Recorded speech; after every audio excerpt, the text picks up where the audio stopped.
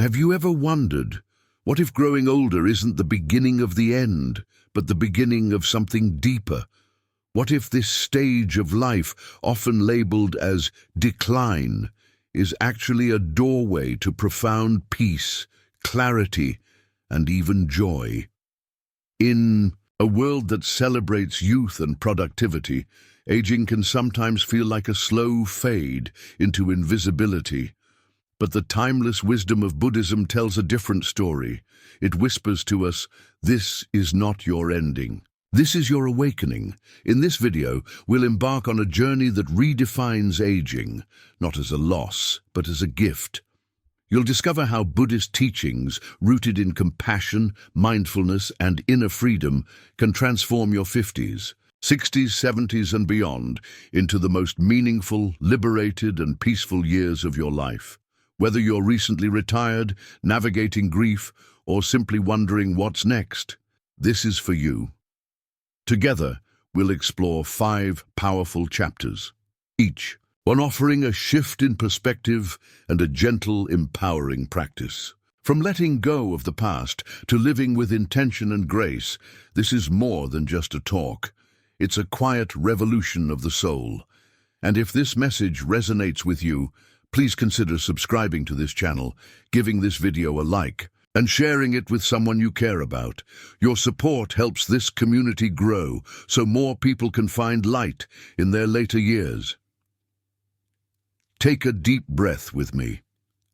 Now exhale. You're exactly where you're meant to be. Let's begin this journey. Not to get younger, but to go deeper. Because aging is not about fading away, it's about finally coming home to yourself. Chapter 1. The Myth of Decline. Reframing aging through the Buddhist lens. Most of us grew up with a hidden narrative playing in the background of our lives, that aging means fading, that our value, our strength, even our beauty, all quietly slip away after a certain age. It's in the advertisements, the job descriptions, even the birthday cards, the subtle whisper that says, "You're not what you used to be." But what if that story is wrong? What if growing older doesn't mean fading out, but actually means becoming more vivid, more real, more you? In Buddhist thought, impermanence is not a tragedy. It's a truth, a liberating truth. Everything changes. The seasons change, the tides rise and fall, the flowers bloom and wither. So do we, but rather than fearing this change, Buddhism invites us to bow to it, to welcome it with open arms, because hidden in the truth of impermanence is the gateway to peace. Whatever has the nature to arise will also pass away. The Buddha, this is not just a poetic statement. It's a call to see aging not as a decline, but as a natural, sacred unfolding. Just as fruit sweetens as it ripens, so too does the soul deepen with age. The pain of the modern aging narrative. Let's pause for a moment and acknowledge something. In Western culture, aging is often viewed as a slow descent. Retirement can feel like exile. Wrinkles are something to fight. The question, "How old are you?" can feel like an insult rather than a celebration. This perception is deeply ingrained and deeply harmful. Many people after 50 begin to internalize this narrative. They feel invisible, irrelevant, or worse, forgotten. Our culture rewards speed, hustle, and performance. But what if your worth isn't based on how fast you move or how much you produce? What if your worth comes from simply being awake, aware, and alive in this very moment? Buddhism teaches us to question our attachments, including our attachment to youth as the only season of value. What if you are not losing yourself as you age, but actually shedding what was never really you in the first place? Reframing the story from decline to depth. Buddhism gives us a radical lens. Aging is not decline. It is refinement. When we are young, we are often ruled by impulse, ego, and the pressure to prove ourselves. We chase status, success, approval. We run toward things and sometimes run away from ourselves. But with age comes space, stillness, the opportunity to step back and see more clearly, not with the eyes of ambition, but with the eyes of wisdom. This is why Buddhist monasteries are often filled with elders, not because they have nothing left to do, but because they have learned the art of being. Wisdom comes with the ability to be still. Eckhart Tolle, at this point in your life, are becoming an expert in the art of presence. That is not decline, that is evolution. We often think of age as a time of narrowing, but in truth it can be a time of expansion. The heart expands, the mind softens, the soul becomes spacious. Aging as a spiritual invitation. Think of your life like a tree. In the spring, the tree is filled with blossoms, colorful, energetic, youthful. In the summer, it grows strong, wide, expansive. And in the fall, something extraordinary happens. The leaves begin to fall. Not because the tree is dying, but because it's returning to its essence. It no longer needs to perform. It simply stands in quiet dignity, rooted and real. You too are in your autumn.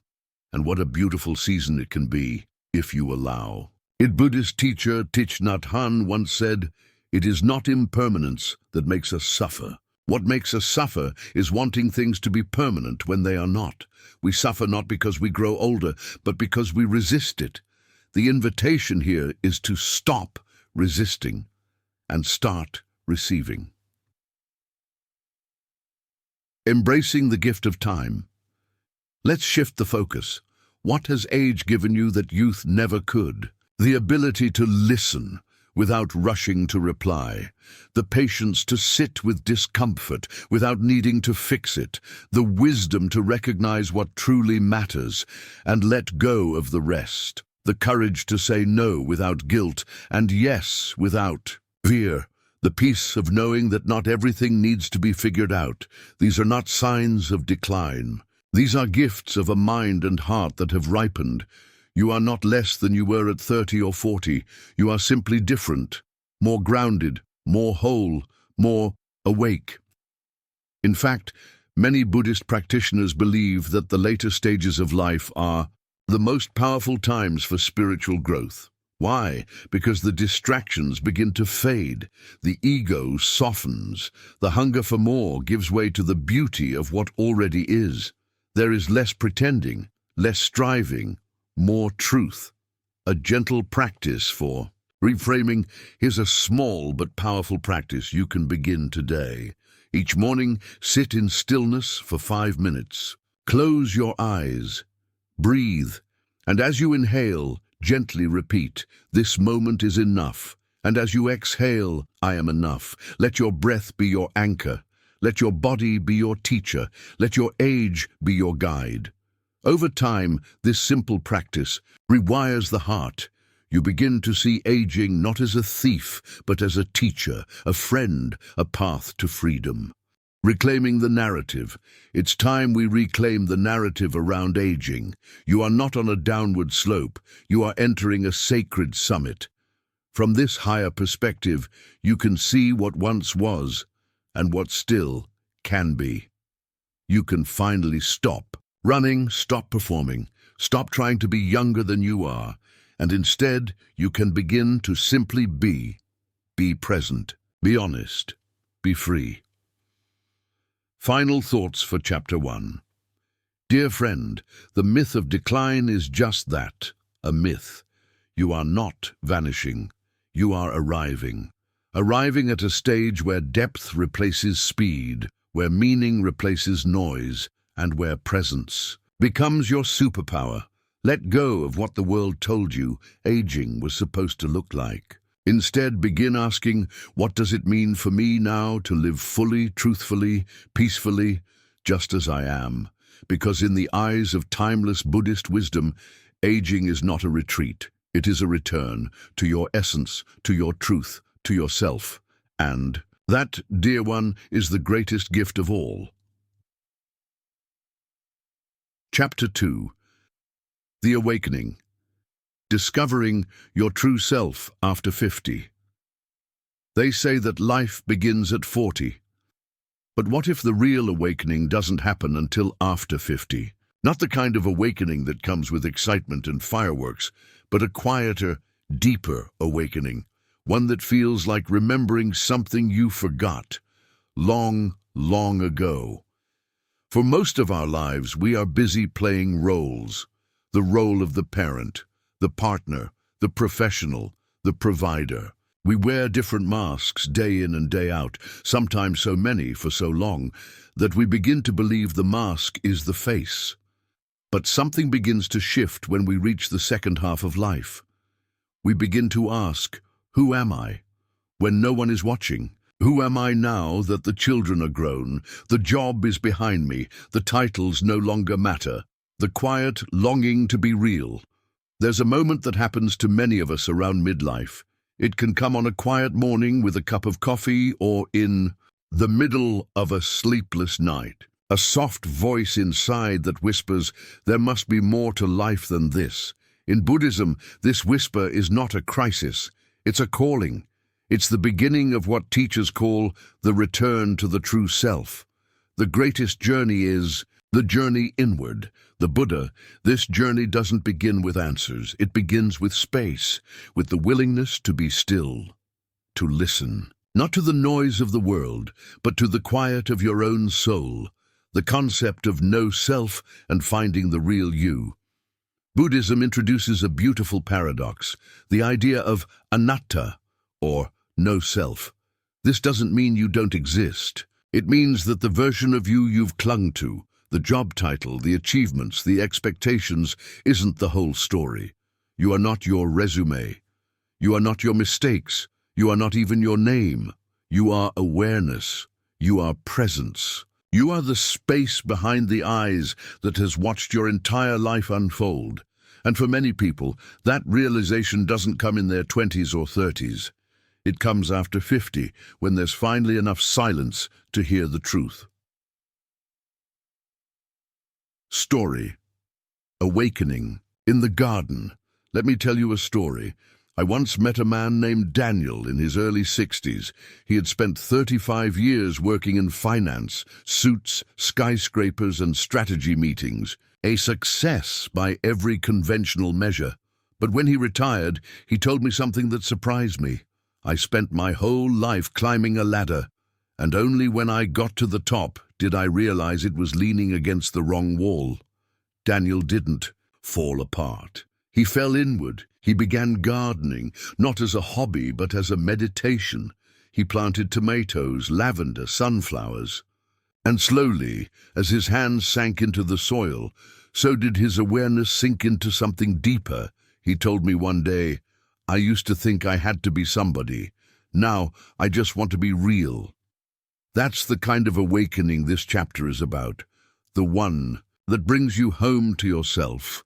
The self you discover after 50, when you no longer have to prove yourself to anyone, when your schedule isn't filled with busyness just to feel important, when your reflection in the mirror no longer dictates your self-worth. Something sacred happens. You start asking new questions. What do I truly enjoy when no one is watching? What brings me peace, not applause? If I had 5 years left to live, how would I live them? These questions don't arise from fear. They arise from clarity. In Buddhist practice, clarity is considered a form of compassion. Because when we truly see ourselves, without judgment, without masks, we begin to live more kindly, more simply, more authentically. To know yourself is to forget yourself and to become one with all things. Dogen Zenji. The courage to unbecome. Here's the truth. Awakening isn't about becoming someone new. It's about unbecoming everything that's not really you. The pressure to be the perfect spouse, the perfect child, the perfect citizen. All the labels, all the burdens, all the noise. Slowly, gracefully, they can fall away. And underneath all of that, there is something quiet and pure, a self that doesn't need to hustle or prove or impress. A self that just is. When the Buddha Was asked, "Who are you?" he simply replied, "I am awake, not I am enlightened, not I am important, not I am powerful, just I am awake, and that can be you." A gentle reflection practice. If you're ready to begin discovering your true self after 50, here's a simple but powerful daily reflection. Every evening, sit quietly for just 5 minutes. Close your eyes, take 3 slow breaths, and ask yourself, where today did I feel most like myself? No need to fix anything. Just notice. Just feel. Was it during a conversation with a friend, a walk in nature, a moment of laughter, a tear? Your true self reveals itself in moments of presence, not performance. Keep returning to those moments. They are your breadcrumbs home. The awakening never ends. Awakening is not a one-time event. It's not a flash of light and a choir of angels. It's a daily choice to slow down, to tune in, to remember who you are beneath all the roles. Some days you will forget. That's okay. Forgetting is part of the dance, but every breath is an invitation to remember. With each breath, I arrive. Thich Nhat Hanh. Even now, as you listen to these words, perhaps something inside you is gently stirring. That's your inner self, the one that was always there, beginning to rise again. Let it rise, let it speak, let it be. Final thoughts for Chapter 2. Dear soul, if you feel like you are just now beginning to meet yourself for the first time, you are not alone. This is the gift of aging with awareness. You are not behind. You are not late. You are not lost. You are waking up to a self that is not defined by your past, your paycheck, or your productivity, but a self that is defined by presence, by peace, by truth. So as you walk forward in this second half of life, do it not with fear, but with curiosity, not with regret, but with wonder. Because the most beautiful question you can ask now is, who am I? Now that I no longer need to be anyone else? Chapter 3. Letting go, the art of release and inner peace. There's a moment in autumn, if you pause long enough to notice it, when a leaf lets go of its branch. It doesn't struggle. It doesn't resist. It simply releases and begins to fall slowly, softly toward the earth. No fear, no attachment. Just the grace of surrender, and maybe, just maybe, that's what growing older is inviting us to do, to release, to soften, to let go. Letting go, not losing, but lightening. In the West, letting go is often misunderstood. It's seen as giving up, as weakness, as failure. But in Buddhism, letting go is not about losing, it's about lightening the load. It's the art of releasing what no longer serves us, so we can finally be free. You only lose what you cling to. The Buddha. Think about all the things we carry, old grudges and disappointments, expectations about who we should be, regret over what could have been, control over how life should unfold. These things are heavy. And as we age, we realize, often through pain, that we don't have to carry them anymore, that maybe life is inviting us to put them down. The weight we've carried. Letting go doesn't start with the act of release. It begins with honesty, with the quiet courage to admit what we've been holding on to. For some, it's the ache of a relationship that never healed. For others, it's a sense of failure. I should have done more, been more, achieved more. Sometimes, it's the deep sadness of losing someone, and the fear of letting go of that pain, because it feels like letting go of them. These stories live in our bodies. They shape our posture, our tone of voice, even how we breathe. Letting go means looking at these stories with tenderness. It means saying, I see you. You've been with me a long time, but now I'm ready to lay you down. The Buddhist wisdom of non-attachment. One of the core teachings of Buddhism is non-attachment, upadana in Pali. It doesn't mean not caring. It means loving without clinging. It means being with what is, without trying to own or control it, just like the ocean doesn't hold on to the wave, just like the sky doesn't grip the clouds. We too can learn to live with open hands. Attachment is the root of suffering, the Buddha. This is not a harsh truth, it's a liberating one, because when we stop gripping, we start breathing again, and in that space, peace arises. Story, the hands that couldn't let go. I once met a woman named Evelyn in her late 70s. She had lost her husband 10 years earlier. Though she had a loving family, good health, and time to enjoy life, she carried grief like a stone in her chest. One day, she came to a meditation retreat I was teaching. During a sharing circle, she spoke up. "I feel guilty every time I smile," she said, "like I'm betraying him by being okay." There was a long silence, and then someone quietly asked her, "What if your peace is the greatest way to honor his memory?" That question stayed with her. She began journaling, walking, sitting in silence beneath a maple tree in her backyard. And one day, she told me something I'll never forget. "I didn't lose him when he died. I lost him when I stopped living." Letting go didn't mean forgetting. It meant returning to life, returning to herself, releasing expectations, finding freedom. Letting go isn't only about the past, it's also about releasing the expectations we still place on the present. I should have more energy. I should look younger. I should be doing something more meaningful. But what if where you are right now is exactly where you're meant to be?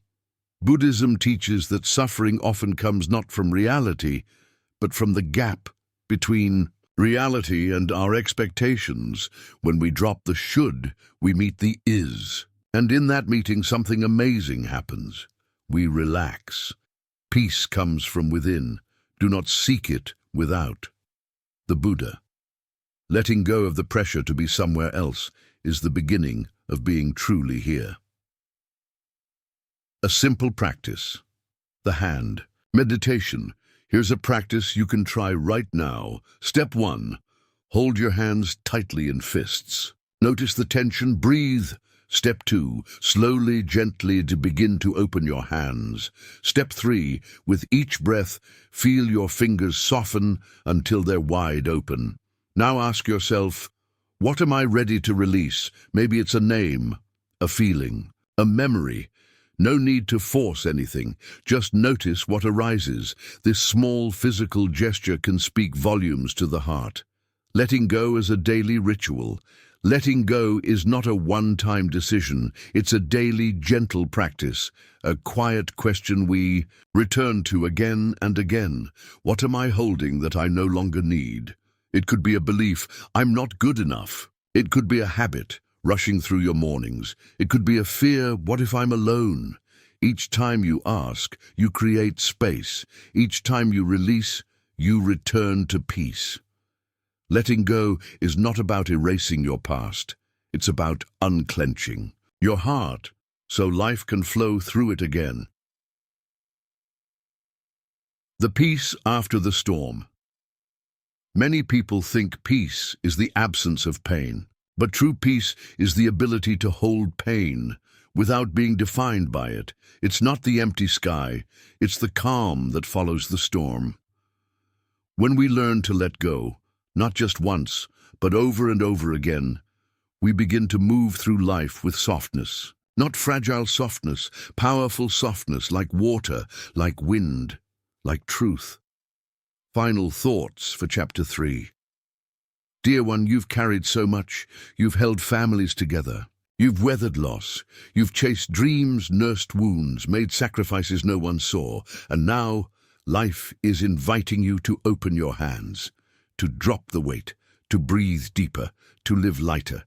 Because the peace you seek isn't found in holding on. It's found in letting go. So the question is no longer, what do I need to keep? But rather, what am I ready to release, to become fully, beautifully free? Letting go gives us freedom, and freedom is the only condition for happiness. Thich Nhat Hanh. Chapter 4. The peaceful warrior, aging with strength, grace, and purpose. There comes a moment in life when we begin to realize real strength has nothing to do with muscle. It's not about how much we can lift or how fast we can move. It's about how deeply we can stay rooted when everything around us begins to shift. True strength is not loud. It doesn't need applause. It is quiet. It is steady. It is grace in motion. And now, after 50, 60, even 70 years of living, you are being called not to fight harder, but to stand softer. Not to resist life, but to flow with it. This is the path of the peaceful warrior.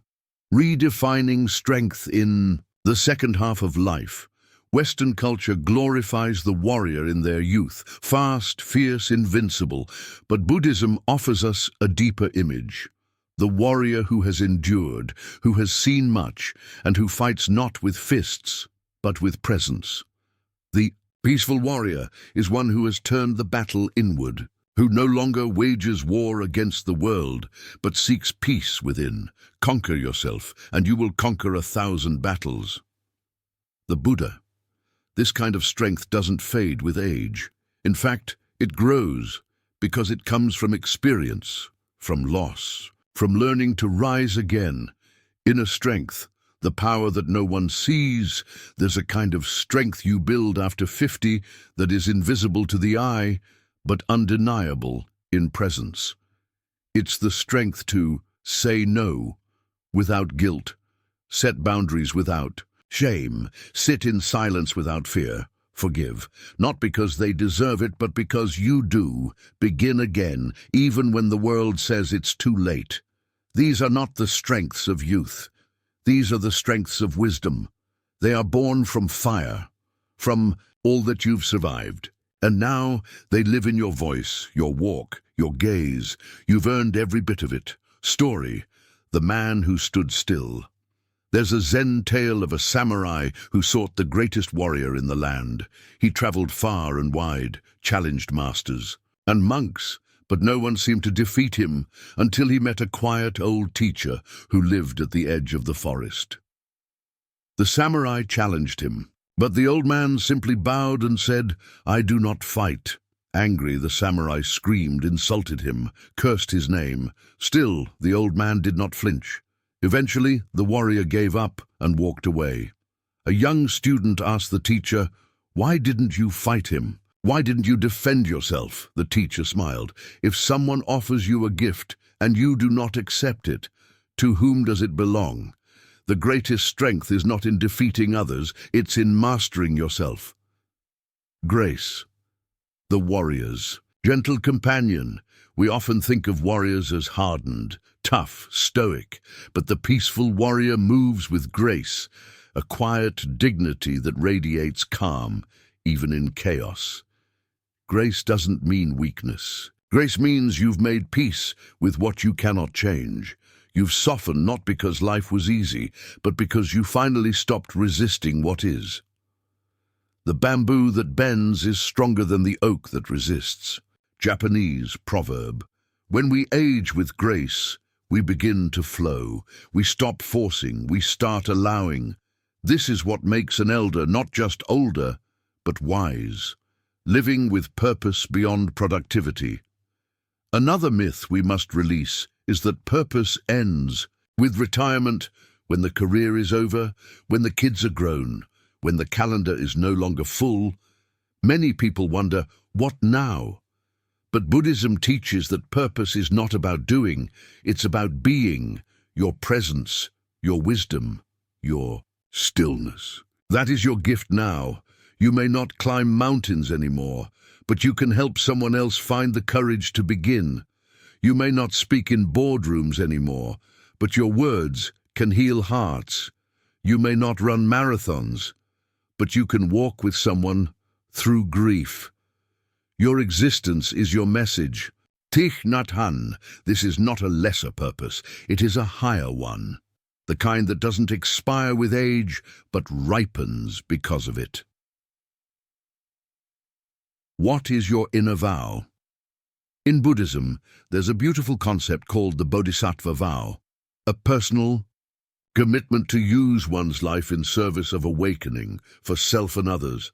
You don't need to be a monk or nun to make such a vow. You simply ask yourself, how can I use this stage of life to bring more peace into the world? It could be through listening deeply to those who feel invisible, volunteering your time or experience, sharing your story so others know they're not alone, or simply practicing patience, kindness, and gentleness in daily life.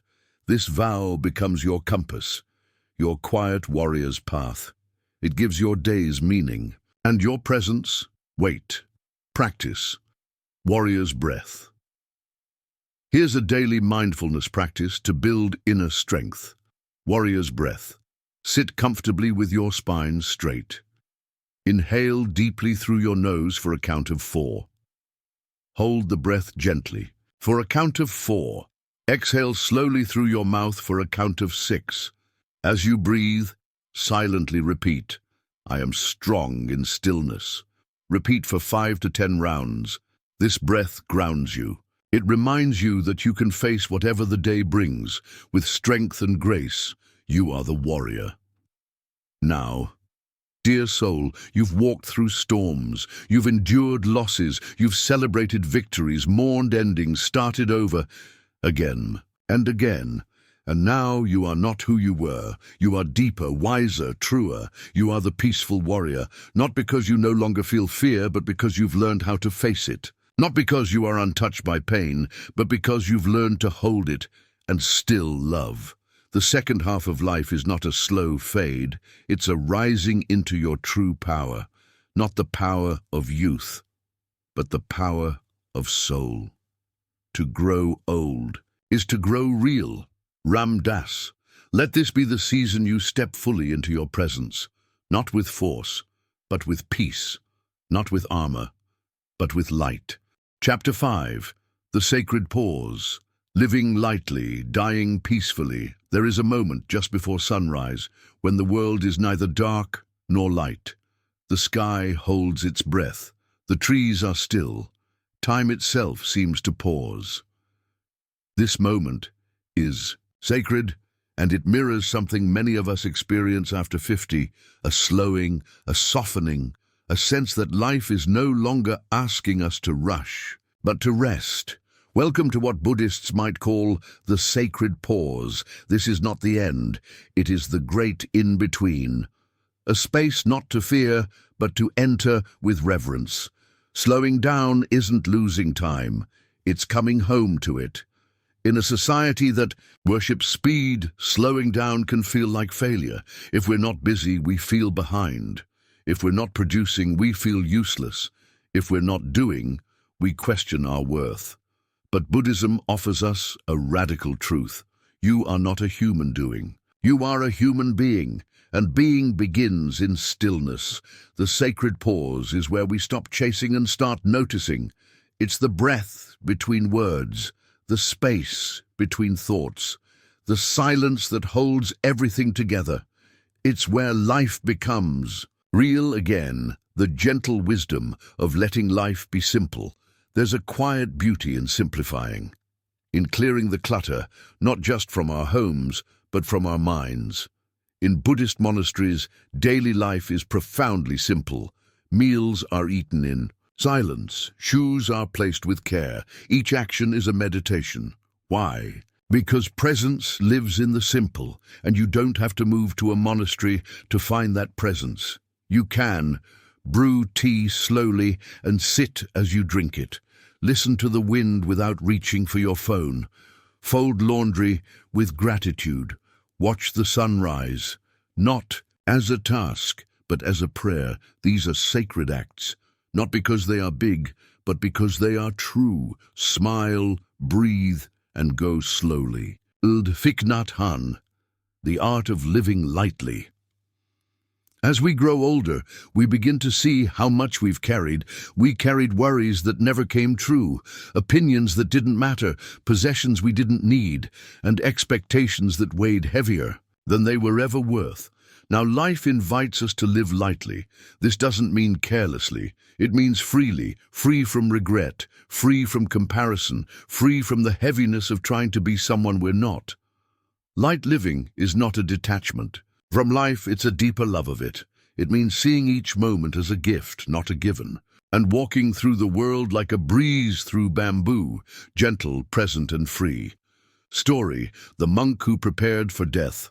There's a story from the Zen tradition. An old monk was asked, "How do you prepare for death?" He smiled and said, "I prepare by living fully today." Then he added, "Each night I place my sandals beside the door, as if I may not need them tomorrow. Not out of fear, but out of presence. To live peacefully is to die peacefully." Not because we avoid death, but because we've already made friends with it.